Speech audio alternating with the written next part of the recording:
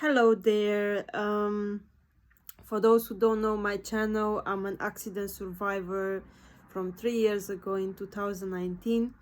I had a car accident and I ended up very injured, really badly. And I'm doing videos for self-awareness. Depends on the subjects. I don't keep to one subject. Like, I have many subjects that I talk about. Usually I made it for mental awareness to go viral. Anyway, what I want to talk about today is about manipulation in the family over this Christmas holiday and stuff like that.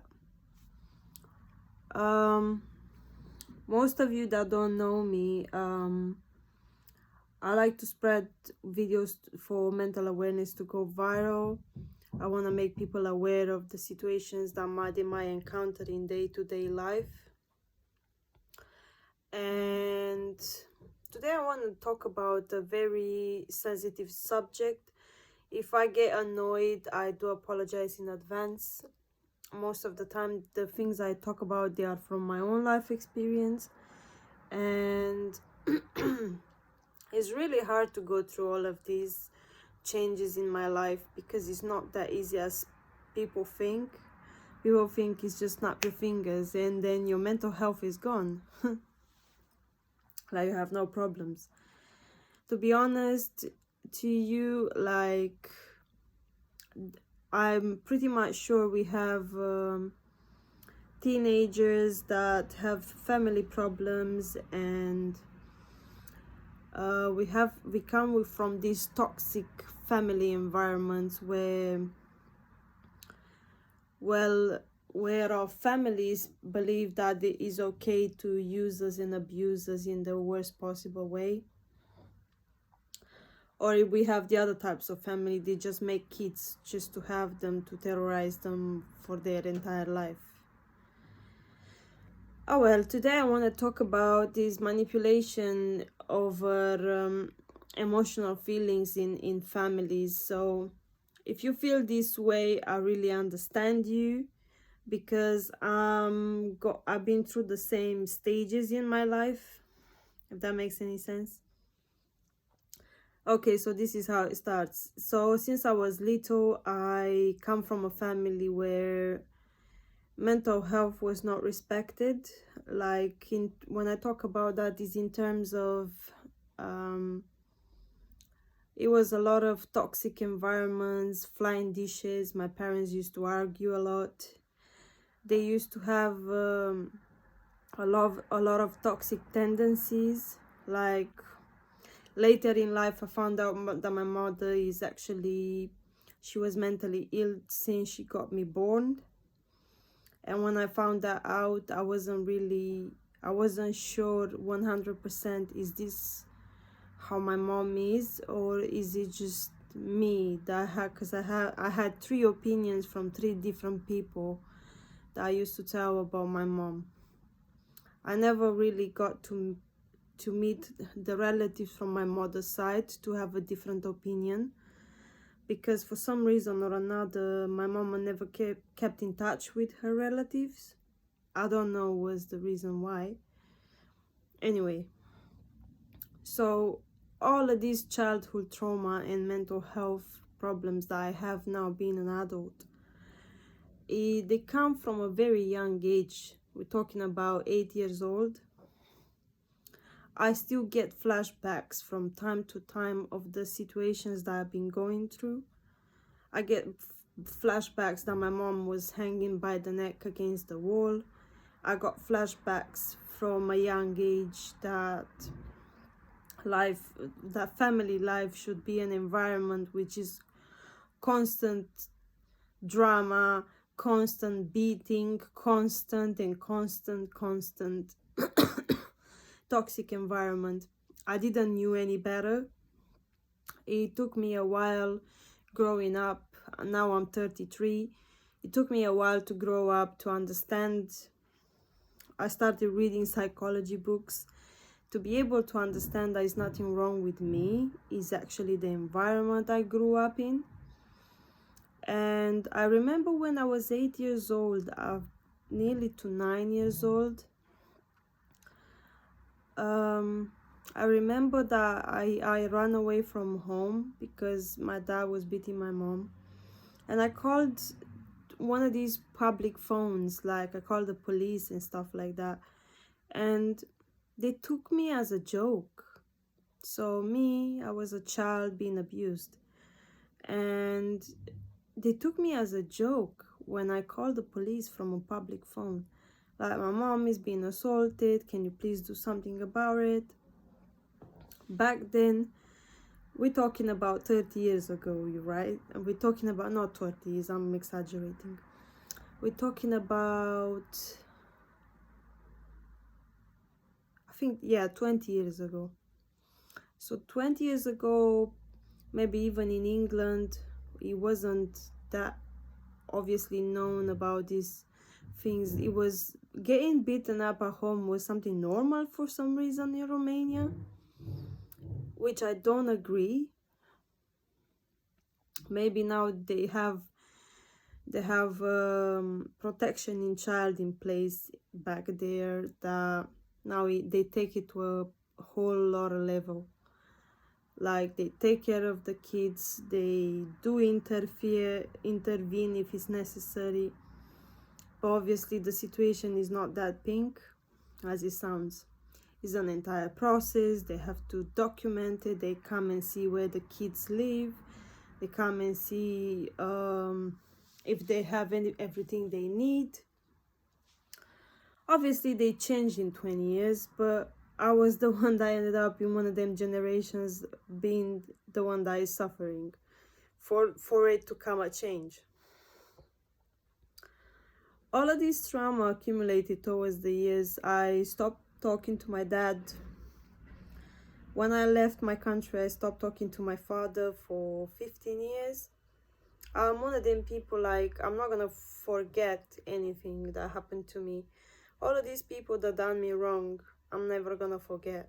Because in life, you should not give second chances to people that destroyed your life.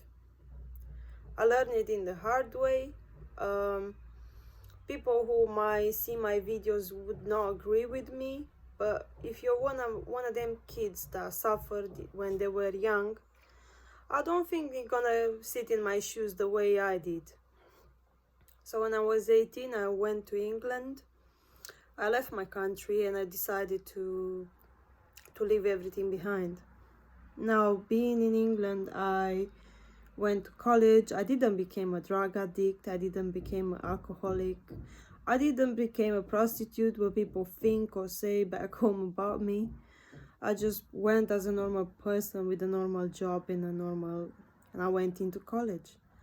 So people have a bad impression about me, but that's their problem, not mine. Yes, I've tried to heal my wounds along the time, and I really tried. But to be honest, they're just still there, no matter what you do. I think I wrote them on letters, even burned them away, like the thoughts and the things that happened to me. I even wrote loads of journals and I burned them afterwards, and it's still there. Like, it's still there. They're never gonna heal. These wounds are deep, are way deep. Whoever psychologist is gonna tell me that this trauma will heal in time, I'm telling you the truth, they don't heal. Like, they don't. Whoever believes that things like this heal, they never will. I remember every scar on my legs and my face and my body that I had when I was beaten up by my dad. I remember every one and single one of them. Anyway, is all of this toxicity circulating in stages for me. Like, now in 2020, after I had my car accident, I decided to go back home to see what's happening to my family. Like, have they changed a little bit? To be honest, when I came back home, I found out my mom will be, she was arrested and taken to the mental health hospital. And I'm like it didn't gone better, it gone worse. And I'm like, why do I always have to be represented by a family of maniacs? Like, can I just be born in a normal family where they can go for a so-called Christmas dinner or something? No, that will not happen. Not in this family. You always have to be dramatic, always have to be a fight, you always have to be something. If it's not that, it's gonna be the money. I just want to make people aware that teenagers like me at my age, and I'm pretty much sure from 15 towards 27, there are a lot of people that resemble to me. Like, if your family is asking for money, like for your sister or your brother, and they keep telling you that they don't have money for this, money for that, money for this, money for that, just to let you know, it's an emotional manipulation. You need to be aware of emotional manipulation, because emotional manipulation, how does it work? Well, this is how it goes. Your father or your mother is gonna ask you for money, or because your sister doesn't have a backpack, your sister doesn't have seats, your brother doesn't have that, your brother doesn't have this. To be honest, entirely fair to you, it's like I've been doing this, yeah, since 2020 till 2023, and I'm like, every single month, yeah, I have to send like 100, 200, 300. It depends on the amount of bills that they keep accumulating over time because they don't pay them on time and stuff like that. Now, me, I got my own life to live. I got bills and expenses and stuff to pay. And trust me, my debt bill is coming after me. This is called emotional manipulation. As soon as you stop giving these people money, yeah, they're not gonna get you. You disappear from their life as a daughter. You disappear as their sister, the bigger sister. You disappear completely from out of the picture. As soon as you say no, you're not gonna exist for them anymore, because this is how it works. So money, this is the love of money. Like, only money counts, only money talks. Whoever was saying that quotation, I think it sounds really good. And it sounds so true.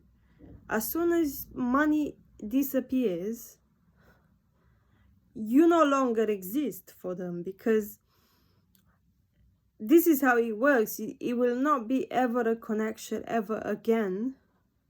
People will talk nice to you, people will behave, all the relatives will behave so lovely to you and everything. But as soon as that money disappears and you stop giving them money, that's it. The brother, the sister, the daughter, you disappear for them from this world. Like, you completely disappear. As money is still there, you still exist. If you keep sending money, you exist. If you don't send money, you don't exist anymore for those people. This is how it works. So I'm like, emotional, wait, one second, emotional bribery over money. Financial, yeah. You get the message. I don't need to continue this conversation like for ages and ages. So be careful, like how much money you send them. Be careful how much money you give them, because you might end up that your brother or your sister or whoever in your family, you might think you will give even your life for them. They're not actually that. You might end up being manipulated emotionally, and like, I don't like manipulation. Like, I'm gonna shut the door. Yeah, I might still remember you're my dad or my mom, but when you're always only after money, I'm like, I'm done. I'm done. It's no point. There's no love. There's just love for money. Nothing else. You don't exist for these people as long as you keep giving them money, you don't exist. You're like, I'll tell you where you are. You're the fountain of money for them, nothing else. So be careful of manipulative people, because they're not gonna care. Even if they have to cross dead bodies, they're not gonna care. If the only thing for them is to sort their own problems out, financial situation problems, you don't exist for them. So just to be aware, like, be careful who you consider your friend, because your friend might be actually the enemy itself. And all of these family and relatives, I just don't want to hear the story. I helped who to become what. It's always the same story in every family. And it doesn't matter nationality, it doesn't matter skin color, it doesn't matter age. None of that matter. As long as you keep providing money for people that love to manipulate you, for them, you only exist for that certain thing, to sort out their own entire problems, the entire life. How many years can you keep going like that? This is what I ask myself. Like, I'm 33. I'm still paying for other people's kids. Until when I'm still gonna keep going like that? 1 year, okay, fine. Second year might be happened to him or whatever. Third year, here we go again. So this will never end. Like, it's still gonna keep continuing, because they love to abuse you emotionally. If you don't give them the money for the sister, for the brother that you have, which is smaller, and you're the bigger brother or the bigger sister, that's it. You're not helping your family. That means you're an outcast. You're this, you're that, you're whatever. That's what people will say about you. And rather than have any regret later, you rather stop all of this now. Because to be honest to you, we all work for that money.